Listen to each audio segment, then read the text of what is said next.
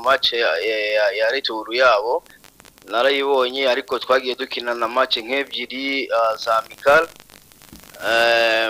Ni equipe utapfa kuvuga ko ari equipe mbi, kuko nk'abakinnyi bafite bo n'abakinnyi wenda batari batoya cyane, batari n'abakuru cyane, ariko bari mu macuwa.